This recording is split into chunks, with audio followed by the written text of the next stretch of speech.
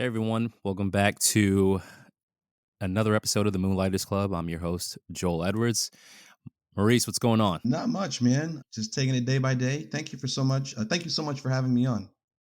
Thanks for doing this. Thanks for joining. So, I was just talking to Maurice right before he jumped on. Today is a very special episode. Earlier today, I just got laid off. So technically, Maurice, I'm cheating. I guess I'm an entrepreneur. Yeah, it's been nuts. It's something that I knew. It's the company was restructuring and then basically tightening its revenue belt.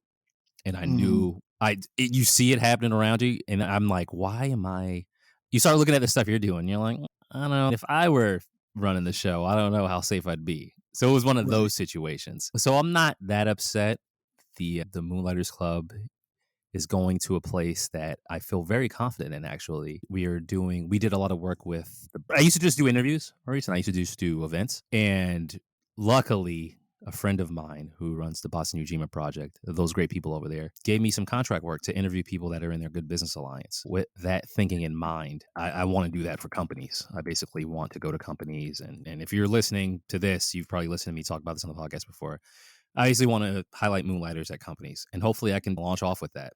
And I'm always complaining about having to work. Now I don't have that excuse. For the time being, I don't have that excuse. We'll see what happens. So let's get today's about Maurice, though. That's what it's about. It's a celebration more so than anything. I met Maurice through a great guy named Mike, who was in the Lost Without Japan interview. Mike's just one of those in life you just meet like genuinely nice people who are just nice, and you're like, God damn, that dude is nice. That's Mike. And he forwarded me your information. I reached out, Maurice. We had a great conversation. So we're gonna put it on the cast and talk about it. Maurice, where are you from? I am from North Carolina, but from New York originally. Moved around, I guess, like the East Coast, all the way down to Atlanta at one point, but then found myself and my family in North Carolina. All right, there you go. Greensboro, correct? That's it. That's it. Yeah. I got to give a shout out to North Carolina A&T. That's where my wife went to college. I did not, but I did go to homecoming. Had a great time. It's wild. Yeah, it is. It is. It was so dope. I had a really good time there. Really good time. So, are you a college guy? Did you leave high school, leave the state, go to school, stay in the state, go to school? Was that your path?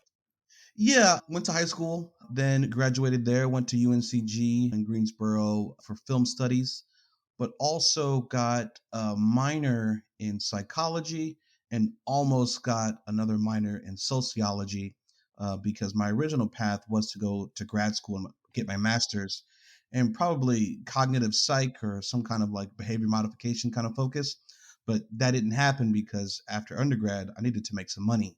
So Yes. that's when I've entered into the kind of the corporate sector professional world. Yeah, that's like how capitalism basically just crushes dreams. You're just like, Oh, yeah, no, I yeah. want to change the It's world, and then you have rent. right. No, And it catches up really quickly. Before you know it, you have to make money. And so those people who have that buffer or that support system that allows them to pursue those dreams from very early on, so there's not that gap of getting out into the real world and realizing, hey, this kind of sucks or this is not for me. If you're yeah, one of those people out there who has that ability to not float, but pursue things that speak to your heart sooner rather than later, please do it. Take advantage of those opportunities to explore and be curious and fail. A lot of people do not have that buffer or that support system that allows them to dream and explore without abandon because they got to go make some money. So if you're yep, someone that hold that off for a little bit of time and explore your passions, it could become a career before you know it. And even if it doesn't, you're going to learn a whole lot about yourself and those around you very quickly. yeah, okay. Outside of you graduate, did you Right. go right into the industry you're in, like straight from college? Oh, yeah. I've been there at this company for over a decade, and I've stayed there because they've given me so much freedom. And the pay isn't bad. They pay my student loans, I Nice, get bonuses. nice. I get close to 40 paid days off a year. Oh my God, Um, yes. So and a lot of times, if you give them a couple days heads up, I need to leave the country or go do something. They're like, sure, just make sure you got this stuff done. Then we'll see you when you get back. So that has allowed me to really keep that support system or appease the capitalistic gods while also still pursuing my artistic endeavors and my whims and my dreams and things like that. So as much as I despise the whole company man kind of image, those dudes have allowed me to go out and pursue things outside of that building. Yeah, I hate it when you like your company and the people you work with. It's like, God, I just want to dislike everything about this. But nice is Right, nice. right, Hey, right. sometimes it's good. Did you already say the industry? What industry was it? Did I miss it? So I don't want to be too specific, but I work kind of Exactly. mortgage finance, but more specifically in like a quality assurance capacity. I have a team that's under me, and I do some behind the scenes stuff as far as data integrity, but it's very boring and it doesn't really speak to my creative ideas at all. But like I said previously, it's very secure. They treat me well, and you can't ask much more than that from a job 9 to 5. Have you always had this creative side to you? Is it something that developed later in life, or did you always have that muscle? Oh, I always had it. I always had it. And even during when I had this job, I've shot a couple feature films just to try things out. I spent my own money both times. I'm not one of those guys that is looking to spend other people's money. And I get it because, that kind of protects yourself and your own assets, but that also means that you have to sort of bend to the people that bring in the money, right? I've always wanted that kind of creative freedom to do what I want, explore exactly what I want. I'm not a money guy because I'm not rich by any means, but if I get a wild hair in my ass and I want to try something out, I'll go to the ATM or get the credit card out or my debit card out, put some bills in some people's hands and say, "Let's go try this." And that's something that for me has always really worked out. And I suggest to other people, like, if you have an idea of pursuing something and you believe in it, you and I, or not just you and I, but anyone, we're paying money towards someone else's creative pursuits all the time, whether we're renting movies or buying clothes or buying books or whatever. If you have the same kind of goals, why not put that directly into yourself? I know the term invest in yourself is cliched, but it's very true. And if you can pay for someone else's creative output, you can pay for your own as well or fund your own.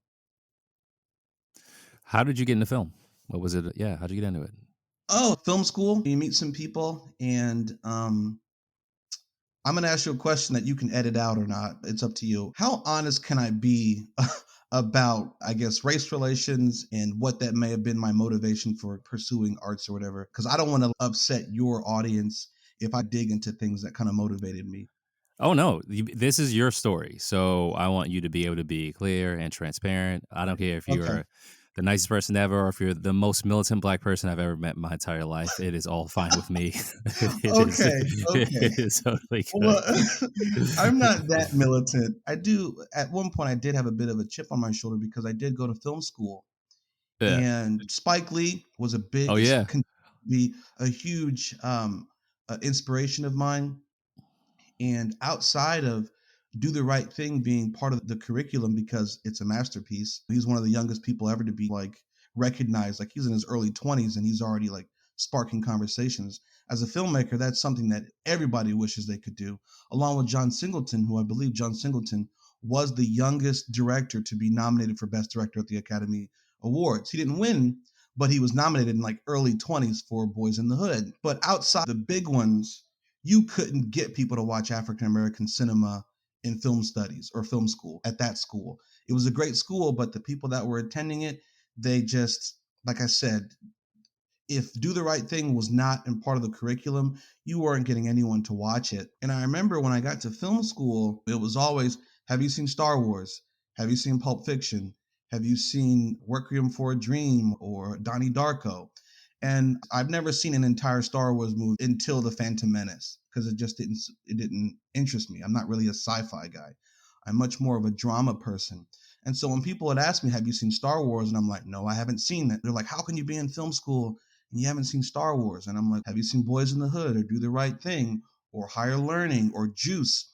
And those are by some people who've been nominated for Oscars. I'm like, if you haven't seen that, I don't want to hear anything about Star Wars. And so film is very much a collaborative effort. And in film school, it's democratic a lot of times. And so a lot of the material that would be voted on getting made, it just didn't speak to my lived experience or my interests or the films that I've been watching. So you get voted down a lot, right? So I left film school, and upset is not the right word, but feeling as if I didn't get to pursue my artistic ideas to the full extent that I wanted to. So I got this corporate job pretty soon after college. I started bringing in money, and I've always been a minimalist person. I don't go and blow my money on clothes or shoes or all that kind of stuff. I just don't. I was one of the first people early on that I'm like, wait a second, I have money in the bank and it's just sitting there. I wasn't really interested in investing at that point. Let me go make the stuff that I want to make. And very early on, it just took off. And I was getting a little notoriety. Like, for instance, I wrote and directed a short called A Letter to My Son, and that won me some awards, won me some money. Just a couple years ago, it was licensed by like an urban kind of streaming platform. Last year, it was licensed by the Fox network.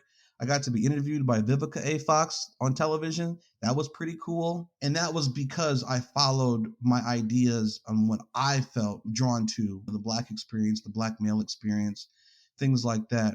Um, but that was just like that was content that I felt like I have to get this out of me. When you have something in you, there are these stories that you need to tell.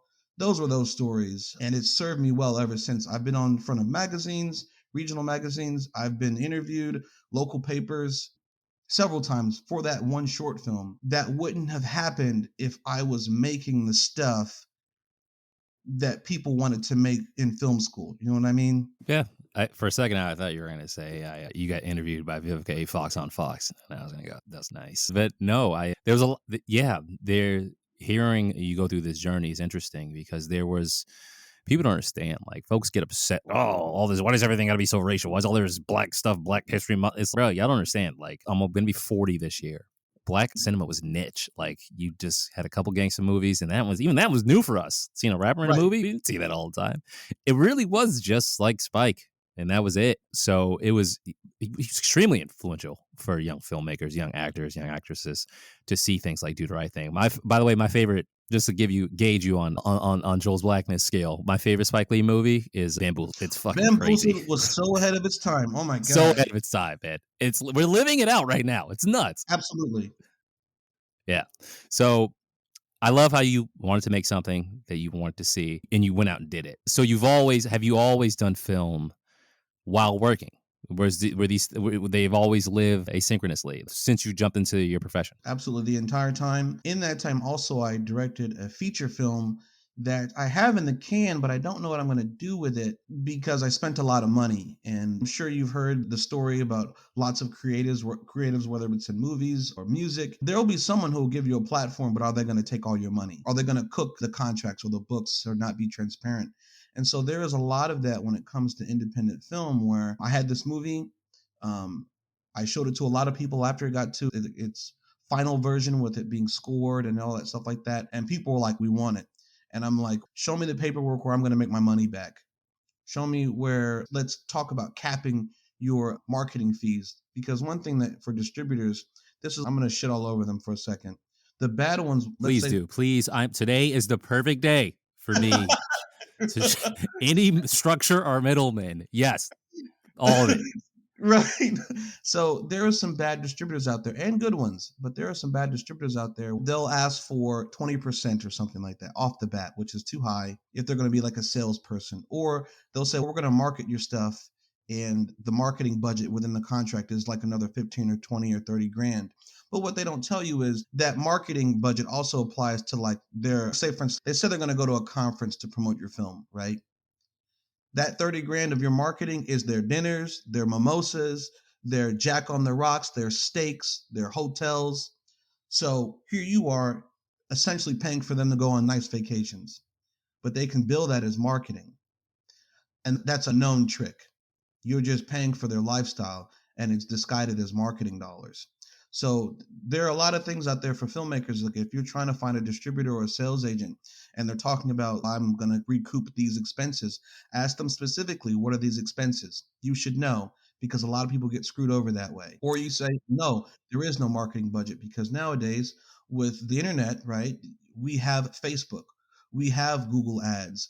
We have Instagram ads. I've ran marketing campaigns for a variety of projects. You can do that yourself. Don't let someone tell you that they need $20,000 to do marketing for your film or your project, and all they did was do a couple of reels or Instagram reels and a Facebook page and post once a day for 2 months and say that costs $20,000. I've run ambitious ad campaigns on all of those things. And let me tell you, it doesn't have to cost $20,000. So just, I have a lot of skepticism when it comes in regards to that kind of stuff, because that's how a lot of people make their money. The money isn't in you being a success. The money is in you paying them. It's almost like one of those weird things, like a lot of those Instagram gurus that are teaching people how to be successful, right? Right. So if you're so successful, why are you taking a break to make money off people on courses and all those other stuff like that? So I think that there's view a lot of this stuff with a skeptical eye. And then also reach out to people who are in the position that you want to be in and ask them about the path, this path or that path, and say, hey, look, is this real? Is this tangible? Is it going to result in me being able to support myself? Can this transition into a full-time career? Or am I just wasting all this time and money to give someone else a nice lifestyle? Just take your time, move slowly when it matters, and do your research, do your due diligence, and make sure that you're taking the right course for your product or your career. If people don't already know this, when you're, especially creatives, when you take money or investment or you partner with someone else and you have to pay money, a lot of that money just pays people. Just it's going to staff. So when you see a price like, oh, I need marketing help, let me look it up. And they're like, oh, it's going to be 10,000 to do something or 1,000 to do something. You're paying for someone else to do what you could possibly be doing on your own. Or Absolutely. at the most, you're paying for relationships. So basically, you're just paying for the fact that one person knows another person. So it's, to your point, there are ways, certain things are blocked by paywalls that make sense, like minerals, Right. resources. You're like, oh, I got to get this camera. But a lot of it, you're just paying for just structures that were in place before you started. And there can be ways around it. If you, or you'll just have to spend time. And that's how I view money now, like, in terms of Mhm. entrepreneurship, is where do I want to spend my time? Right. If we're doing this podcast thing, is how much time is editing and money is editing worth to me versus Right. speaking and traveling? And that's really it. And I realize where I don't want to spend my money, find the deals on that. And if I just realize I'm just paying a bunch of people to do a bunch of stuff, then I probably shouldn't be in that industry or doing that, because I just don't want to do it. No, I like your way of just getting that. You got to, and you got to get out there. You want to know how stuff works behind the scenes, Oh because yeah, one of the best ways to get screwed is to not know how things work. exactly. You got to edit. Oh man, those F sounds. It's gonna be 700 a minute. You're like, what? You just Google it. You're like, oh wait, that was all he did. Okay, cool. I've been in situations where someone we a long time ago, before we really knew about the technical aspects of audio recording on set, and we were in a hotel shooting in a hallway that had a light. The lights in the hotel hallway had like a buzz to them, right? That the audio mics would pick up. And initially, some editor was like, "Oh, that's going to cost $50 an hour to take that buzz out. It's going to take me all day to do that." And my buddy, who was getting into more film editing and things like that, he's like, "Dude, that's a plugin. There is a plugin that you put in Adobe Premiere at the time that will scan that audio for that frequency of that noise and take it out. It takes 3 minutes." But the guy knew that and he was scamming me. And I would have paid somebody a lot of money to do that, that my friend could have my friend found out through research literally took minutes. So again, I really don't know what to say. Do your due diligence, find out the real answers, because people will take advantage of your lack of knowledge. Yeah, and one thing I want to say, like, you don't always have to be the talent. Everyone has a phase. It is what it is. It's entertainment, whether it's Right. sports, movies, like it just is what it is. It's best to know how things work behind the scenes. Absolutely. It's for so many reasons. So no, learn your stuff, edit, do right, correct, clean up, quality assist, all of that. Do all of it, and your life will be so much better. So much I better in would the long run. I 100% agree. Absolutely. So we got here through a mutual love of. Oh wait, before I do that, what's your favorite Yeah. movie? My favorite movie Yeah, of all do you have time, or one? just in a particular genre? You know what? I won't even pigeonhole it. Let's do your favorite of all time, and there's just some favorite ones in different genres that you like. Ooh, all right. When you ask a film person, it's just like asking for trouble, right? Oh yeah, oh yeah. Oh no, I know. So I think that my favorite film of all time that has probably had a huge impact on me and probably not for the same reasons that a lot of people think they are, does, is Blade Runner. Ooh, I like it. Yeah, and the interesting thing about that is Blade Runner is just as much about bodily autonomy and human rights as it is about sci-fi. And that's one thing that I feel like a lot of people miss when it comes to some of the more like social issues rooted in sci-fi. A lot of those people miss that because they're not looking for it. Like It's for all instance, like lasers. Yeah, I want to see right. lasers, and yeah, you're like, no, they're trying to tell you something, bro. I'm gonna botch the quote, but have you seen Blade Runner? It's been a long time. Okay, I'm not going to hold that against you because it's not for everybody, and it is old. I think it's 35 years old or something, or 40 years or something like that. I can't remember. But at one point, the antagonist, if you want to call him that, Roy Batty says, "You know what it's like to living in fear." And I'm going to botch it, but basically, living in fear is what it means to be a slave, right? It's crazy to me because I do gravitate towards so much African American cinema. A lot of it's rooted in that struggle or achieving bodily autonomy or becoming our own men and our own women or getting rid of gatekeepers and things like that. The root of Blade Runner are people who become aware that they're nothing but slave labor and sex slaves, and they take their independence by force. And if you look at it, Deckard or Harrison Ford is a futuristic slave catcher. Deckard is not a hero. And that's one of the things that I feel like a lot of people forget when watching Blade Runner. They think that, oh, he's the dude in the trench coat and he's got the gun and he's a hero, and they want to give him the woman and things like that. And even when it comes to Rachel, who is like the love interest in the film, she is an android or replicant or whatever, who he initially deems as not worth his time, or if she had gone rogue, would be someone that he would kill without a second thought. But through personal interactions, he gains the ability to see that she is this person who also has these hopes and these dreams, and that they're just as worthy as his, right? And then that he runs away with her, et cetera, et cetera. But Blade Runner is a trip. I love it, but I can talk about that all day. As far as stuff outside of that, I really do love Bamboozled. I bought the Criterion edition not too long ago. Um, I'm a big fan of 25th Hour, which is another Spike Lee film Oh, I that need had to see that. I say need to. again. I need to see that. I have not seen it. Oh man, it has one of the best monologues I've ever seen in my life. It's Oh, when Edward fantastic. Norton goes nuts and he's just fuck this, fuck that. That Oh one. yeah. Okay, Oh yeah, yeah. I'm watching it this weekend. Oh man, when you see it in the context of the entire film, it works so well. It's perfect. It's really great. Oh gosh, some Akira Kurosawa stuff. Like I said, a lot of John Singleton stuff. I love Higher Learning. I love Boys in the Hood. Oh gosh, some Hughes Brothers stuff. Like what was it? Don't Be a Menace. Menace to Society. Don't Be a Menace is the other. Mississippi. Yep. Menace to Society is also fantastic. I love that. Juice is another one that I really love. I think that there are just these films that kind of showcase a lot of like the youthful black experience in a way that I feel like we don't really get now. We get more of it, but there was something about those 80s African American films that can't be touched today. They've expanded and gotten better or different. Like now we have things like Moonlight, which I think is a brilliant film. I don't know if you've ever seen that That before. was a great film. I used to do That's the best picture package they would do at AMC theaters, where you'd oh watch yeah. everyone. They'd give you a pass. You could watch all the best nominees. I enjoyed Moonlight. I really liked it. Oh, I love Moonlight. And when I tell people of Moonlight, I remember one time I was having a really lively debate with someone. And I said to them, I said, Moonlight, while it has homosexual characters, it's not about homosexuality. And they're like, what are you talking about?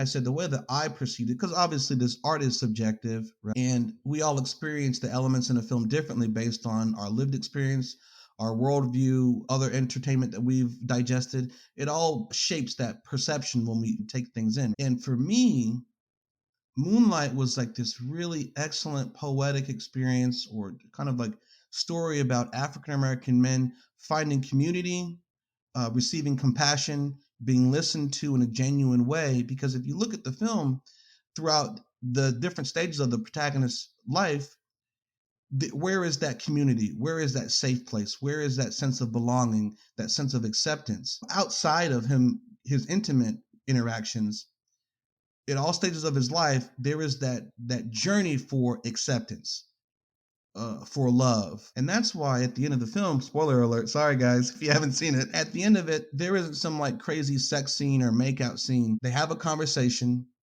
Someone listens to him, probably genuinely for the first time in years. And at the end, he holds him. And I think that there are a lot of African American men out there who have not had that sort of like emotional kind of connection where they feel completely welcomed, completely embraced, physically or emotionally. And I think that's the key of the film. And I think a lot of people, if you go back and view it that way, it opens up a lot. And that's how I viewed it anyway. But it's a beautiful film, and it's one of my current favorites as well. Nice. I can talk about this all day. Like as soon as you brought up 25th Hour, I love American history. Four that stick with me are Goodfellas, Saving Private Ryan. I can't help but watch it every Memorial Day. It's just like, man, Mm-hmm. these scenes are insane. Those two, Snatch. I love Guy Mm. Ritchie. It's all over the place. And No Country for Old Men. No Country for Old Men is a banger. It's just great. It's just great. So dark. The interesting thing about that, I was talking to my sister and she said she hated it. And I'm like, why did you hate it? And she goes, because the bad guy won. Yeah. And I'm like, why does that bother you so much? And she couldn't articulate it, but that at the core of it, that really bothered her. When you catch up with Josh Brolin and he's been X'd out, she was like, what is this? Yeah, I had a friend who hated it. He wanted it to be super theatrical. And I'm like, that's how life is. It's not. Right, You're here and then exactly. you're gone. And then the world goes on without you. And it's just, Absolutely. And the bad guy in real life gets banged up, but they don't die. They yep, just get up and they go on to the next person. And I think that was a harsh truth for a lot of people. We're used to a lot of conventional films where there is that kind of traditional kind of triumph. And that film wants nothing to do with that. exactly. Nope, no. We're gonna crush your dreams. So we met through you and Mike, a past guest, a future guest. I don't know how I'm gonna order these episodes, Okay. but Mike from Lost Without Japan, through a love of Japan. And it's a place I have yet to go to. I think I'll make a date for it next year. This year I'm gonna hit up Scandinavia for my 40th. Let's go That's Vikings. awesome. But we talked about Japan. You've been there, you say 6 times? Yeah, like half a dozen times. Yep.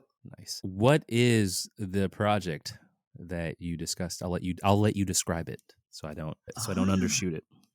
Oh, no. The project is a photo book called Ganbatte, which loosely translates to good luck, do your best, that sort of thing. And it's the culmination of 3 trips that I went to in Japan, and it's a variety of film formats from digital photography to Instax Mini, Instax Wide, 35 millimeter photography, some Polaroid SX70, just a wide variety of these photo formats. And the goal of the book is to recreate and elicit those feelings of looking through an old school kind of like photo album, like when we all sat down on the family couch and brought out the big photo albums with the cellophane paper and the glue backs and everything like that. It's supposed to bring about those reminiscent feelings of that, because one thing that I found out very quickly was that depending on how you take photos and the format you take photos, it's almost like they become like this anachronism. You don't know when you took the photo. I'm an old guy. I'm 38, going to be 39 this year. And that's old in like Nice. Old guy crew. Nice. so the 80s babies, we know about that, right? We know about those photo albums, those big hulking photo albums. And I didn't want to take photos of Japan that looked like, have you ever heard of the term Paris syndrome? I have not. So Paris syndrome is this. It's this thing where we are fed information about a place. Typically, it's over romanticized. Case in point, Paris.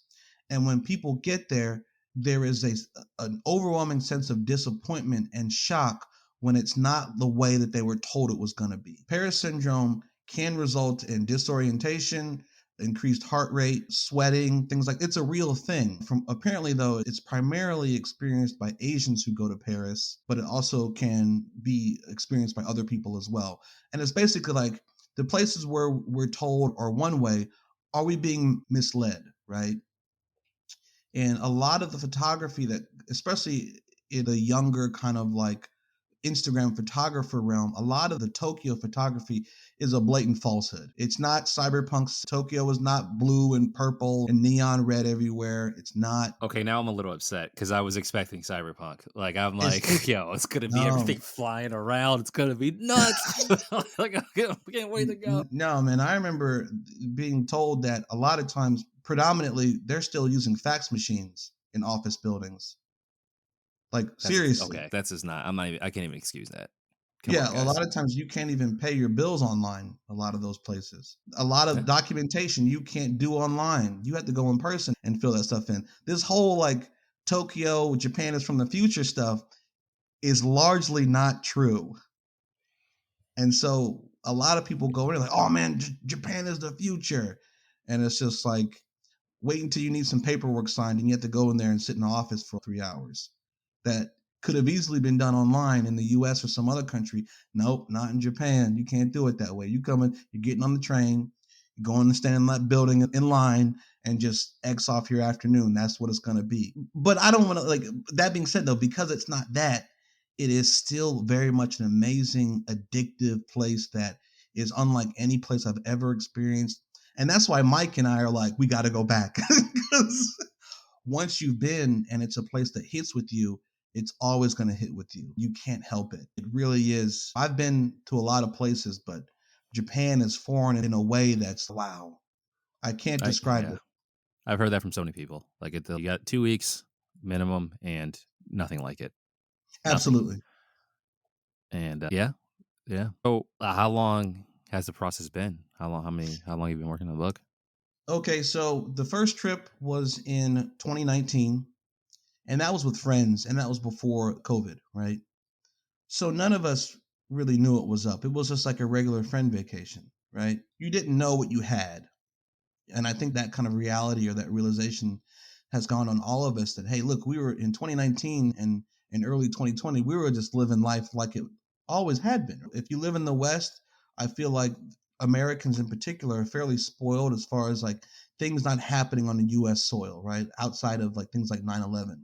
But relatively speaking, we don't have these great disturbances like say places like in the Middle East or places like in like Burma or Africa where there's civil unrest. We don't have that in America, right?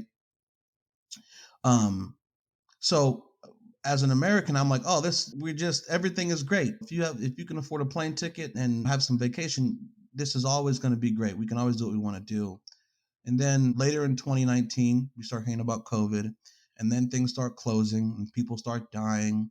And it dawned on me that those set of photos really represented the time where I was, and I don't want to crap on myself, not oblivious is not the word, carefree is not the word, but just aware that things could change on a dime. And then in 2020, I knew that Japan was getting fairly antsy when it comes to the whole where is COVID coming from. And so in March of 2020, I went back right before the border officially closed and I took more photos. I needed to just document it. And at that point, a lot of the foreigners had left because a lot of them weren't getting their visas renewed, so they had to leave. A lot of stuff was shutting down. A lot of public transportation was quiet and things like that. I have some photos in the middle of central Tokyo during the day on the train, and the train is empty. I was the only one on there because there was that fear in the air.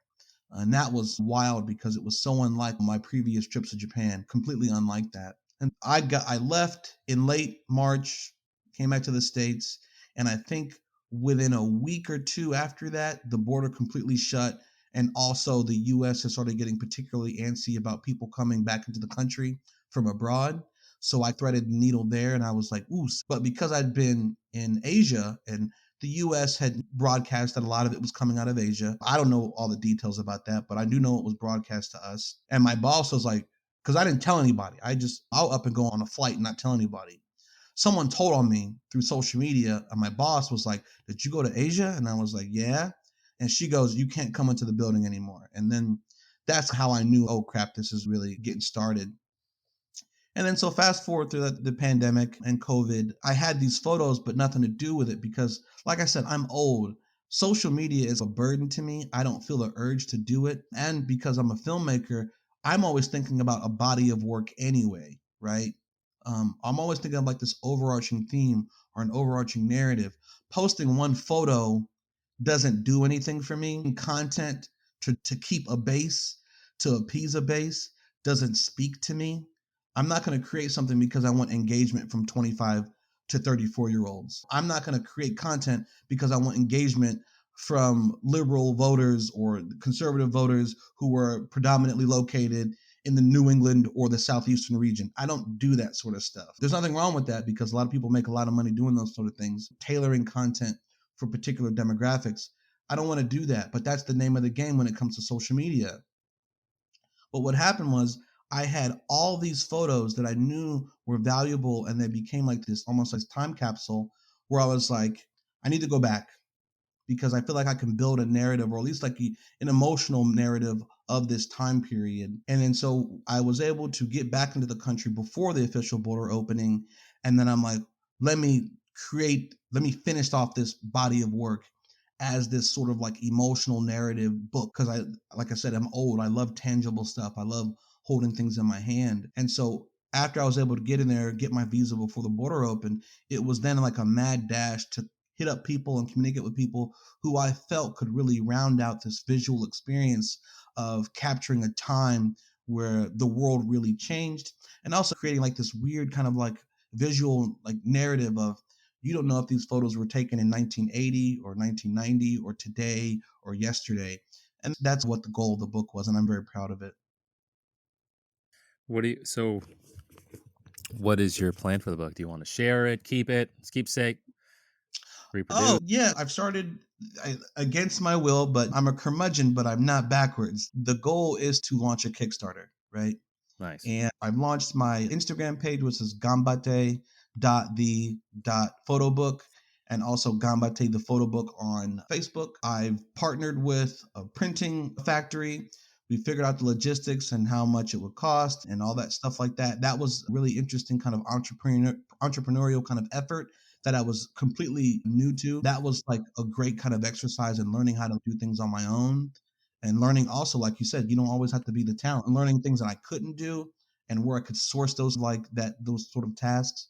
Um, and then yeah, so Kickstarter is the goal. I'm not asking for a lot of money because I'm not a celebrity. I really just want to fund the book. How do you spell that? How do you spell that?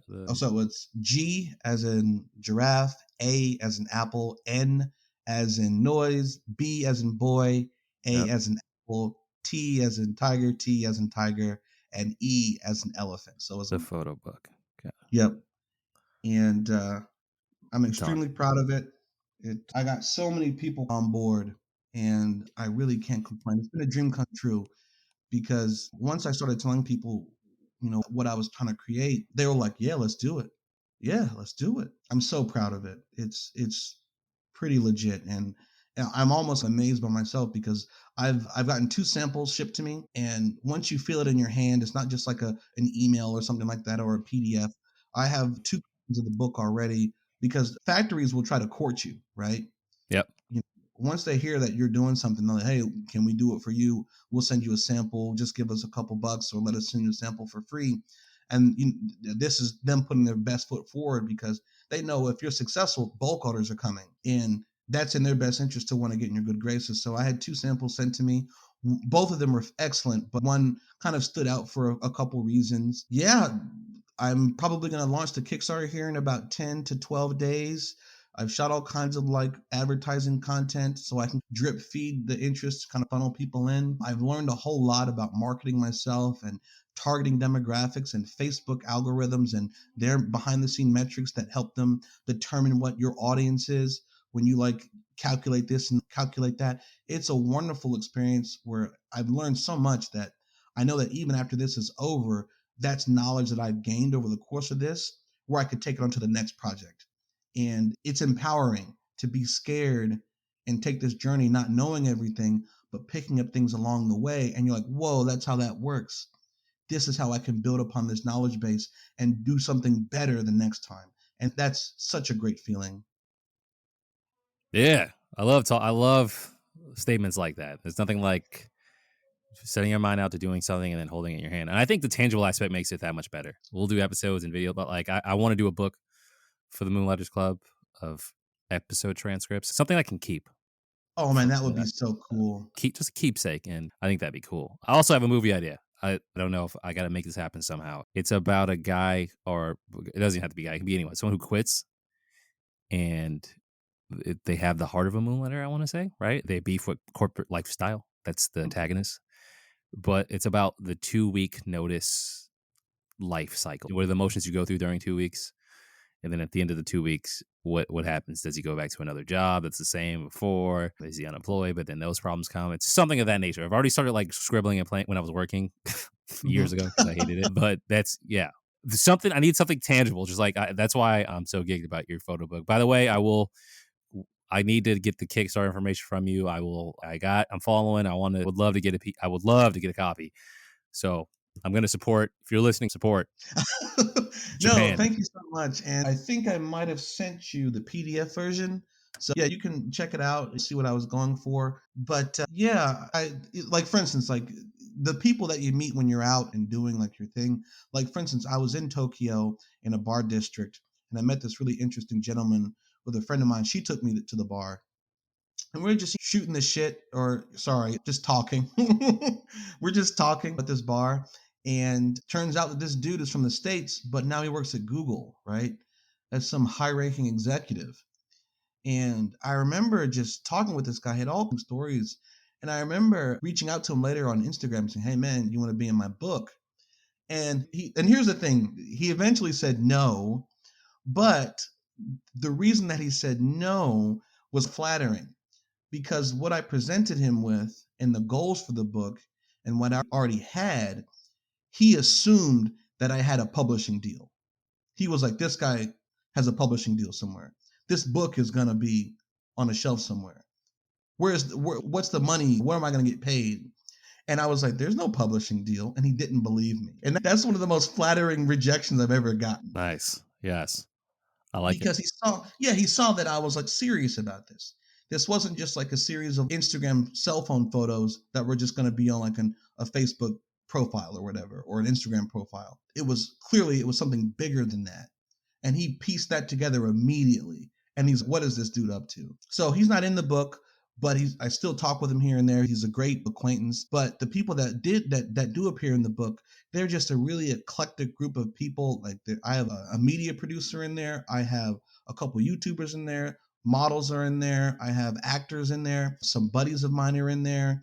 Just this strange eclectic group of people that you have to see it. Like you really have to see it, because a lot of the photographers, especially the photography in Tokyo, there is a hesitance to get people to be in your photos in Japan. It's just a thing. A lot of people don't like having their photo taken. A lot of it's street photography where people snatch photos, and I'm not really about that. I really like asking people, do you want to be in this photo? Because there's something about this kind of communicative, collaborative, physical photo kind of experience, right? When someone wants to be in your photo and you didn't just snatch a moment, it's completely different. And I think a lot of the photography present in of Japan currently makes it seem very cold and distant and impersonal, and it doesn't have to be that. I know that the language barrier is tough for a lot of people, but and I don't know any Japanese. I know a few phrases I can get from to my hotel to the airport, whatever, but there really is, no matter where you go, this kind of instinctual inherent drive between human beings to connect and create. I do believe that. And I just took that spirit with me over there, and I got so many people to be in my book, and I couldn't ask for a better group of people. It was a magical experience that really captured several points of my life that I'm extremely proud of. Nice, and I'm glad to hear it. I'm excited. I'm excited to see. Congratulations, first of all, Thank on you. completing. That's for anyone out there. It's not about the money. It's about doing, completing something you set out to do. It's is huge, and we have all the excuses. All of us. We have all probably have pretty good reasons on why we can't get things done. Life is not easy. So whatever passion project you have out there, or business you have out there, just getting something done that really meant a lot to you. That's something to be proud of. And I'm happy you were able to get that 100%. with this book. So once we get the details, I'll make sure to share on all the networks I can. I'm going to support it. Maurice, Thank you thank so you so much. much. This was a great conversation. I really appreciate it. Absolutely. And It's I have to a applaud you for your really just opportunistic, not opportunistic, but optimistic outlook today, especially giving a platform to people who are dreaming bigger than just their 9 to 5. I spoke to Mike last week and I said, "Hey, look, man, your podcast is information and value dense." And I said the same thing to you. Like, I listened to 3 or 4 of your episodes today. The one from Kush Groove was Yeah. excellent. That Nice. one's so Thanks. good. I really liked that one. The Another one that was really a favorite of mine was the entrepreneur, the proprietor of Prickly, the juice. Yeah. Yeah. That one is really good. I really like that one. And it's interesting because like you listen to them speak and their vernacular styles are very different, right? Yeah. One is this dude and one is this pharmacist. But if you listen to them, their ideas about making something happen are the same. The words are different, but the hustle, the idea making, going out and getting it, you could overlay that. It's identical. The goal from building something from nothing to something, both of what they describe is almost identical, and it's a beautiful thing. And I think that you're creating a community of doers, that people who haven't done something yet but want to do something. Your podcast, your interviews are absolutely a resource, and I would recommend them to. Thank you so much. If you're listening, get on it. Go back. Let's do it again. I thank you. Thank you for the endorsement. By the way, I almost forgot. I only remember this because Drink Prickly, we were talking about Kim's Convenience Store before that episode, before we recorded that, which used to come Mhm. on Netflix. And I remember the story behind that show. And that reminded me of Everything Everywhere All at Once. One of the best movies I've ever seen in my entire life. So It's good, I so had good. to say that. We were talking about movies and I almost forgot. That is one of the great, I cried, I laughed.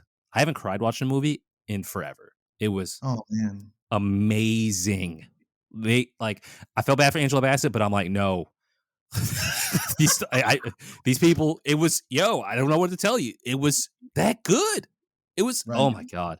I was jealous it was that good. Man, I wish I could make stuff like this. It was amazing. No, and the interesting thing about that, because my friends and I have conversations about that film, and A24, I think that's either their Yep. distributor or yeah, we talk about them a lot because A24, and because we're like anti-corporate in a way, but Yep. A24 is like the perfect example of enabling and supporting artists who have unique visions, giving them the resources that they need, and then getting out the way and allowing them to soar.